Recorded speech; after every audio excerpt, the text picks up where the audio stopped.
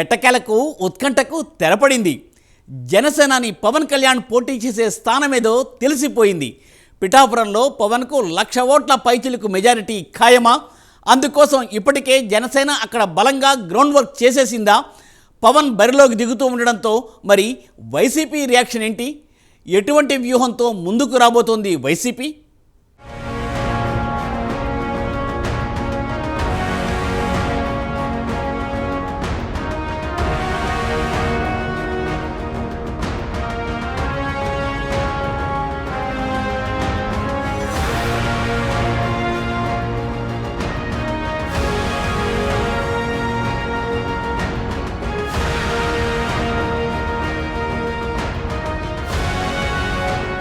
వచ్చే ఎన్నికల్లో పవన్ కళ్యాణ్ ఎక్కడి నుంచి పోటీ చేస్తారనే సస్పెన్స్ కొనసాగుతుంది. తాజాగా స్వయంగా పవన్ తాను పిఠాపురం నుంచి పోటీ చేస్తానని వెల్లడించారు.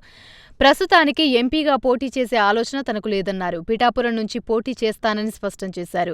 ఎంపీగా పోటీ చేయడం పైన కూటమి పెద్దలతో మాట్లాడి నిర్ణయం చెప్తానని పేర్కొన్నారు. పోటీకి కారణాలను వివరించారు. పవన్ కళ్యాణ్ 2019లో భీమవరం గాజువాక నుంచి పోటీ చేసి ఓడిపోయారు. దీంతో ఈసారి కాకినాడ ఎంపీగా, పిఠాపురం ఎమ్మెల్యేగా పోటీ చేస్తారని ప్రచారం సాగింది. ఇప్పుడు పవన్ స్వయంగా తాను పోటీ చేస్తానని చెప్పారు.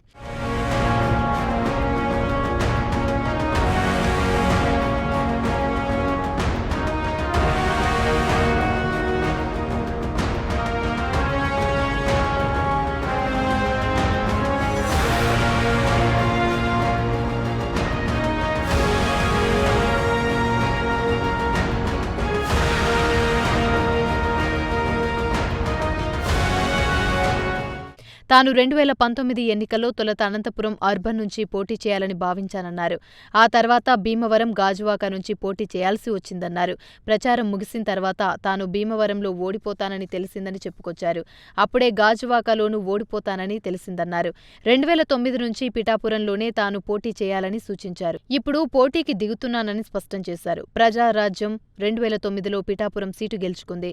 ప్రజారాజ్యం ఎమ్మెల్యేగా ప్రస్తుతం వైసీపీ ఎంపీ వంగా గీత గెలిచారు. ఇప్పుడు వైసీపీ పిఠాపురం బాధ్యతలను వంగా గీతాకు అప్పగించారు. గీత ఇప్పటికే ఇక్కడ ఎన్నికల ప్రచారం ప్రారంభించారు. ఇదే సమయంలో టీడీపీ నేత, మాజీ ఎమ్మెల్యే వర్మ సీట్ ఆశిస్తున్నారు. పవన్ పిఠాపురం నుంచి పోటీ అనగానే వర్మ అనుచరులు వర్మకే టికెట్ ఇవ్వాలంటున్నారు. అయితే ఇప్పుడు పిఠాపురంలో పవన్కు వర్మ సపోర్ట్ చేసే దిశగా టీడీపీ అధిష్టానం రాయబారం నడుపుతున్నట్లు తెలుస్తుంది. నేను పోటీ చేద్దాం అనుకుంది ఎమ్మెల్యేగానా ఎంపీగానా అని అనుకున్నాను. సమస్య ఏముందంటే చాలా మంది పెద్దలు నన్ను కోరుకున్నారు మీరు రెండిట్లో పోటీ చేయమని. కానీ కన్ఫ్యూజన్ ఏముంటుందంటే క్రాస్ ఓటింగ్ ఉంటుందా, నిలబడతామా లేదా, ఇవన్నీ ఉన్నాయి.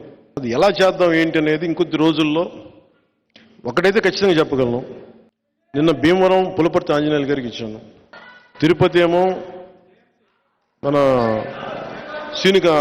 జంగం శ్రీనివాసులు గారికి ఇచ్చాను.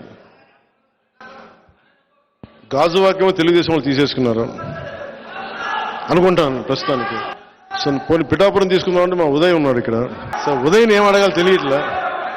సో ఉదయ్ని అడిగి పిఠాపురం ఖాయం చేసుకోమని చెప్తాను. 2014లో పార్టీ పట్టగానే ఫస్ట్ నాకు పిఠాపురం నుంచి అడిగారు పోటీ చేయమని. మళ్ళీ తెలంగాణలో అడిగారు పోటీ చేయమని. మళ్ళీ పిఠాపురం నుంచి వచ్చింది, 2 చోట్ల నుంచి వచ్చింది ముందుగా. కానీ పిఠాపురం నేను ఎందుకు పోటీ చేయట్లేదు లాస్ట్ టైం అంటే, నేను రాష్ట్రం కోసం ఆలోచించేవాడిని. నేను నిజంగా చెప్పండి, నా ఎన్నికల గురించి నేను ఎప్పుడు ఆలోచించలే. నేను మ్యాక్సిమం అనుకున్న అనంతపురం అర్బన్కి నిలబడదాం, అనంతపురం జిల్లాలో నిలబడదాం. జనసేన పవన్ కళ్యాణ్ పిఠాపురం నుంచి పోటీ చేస్తారు.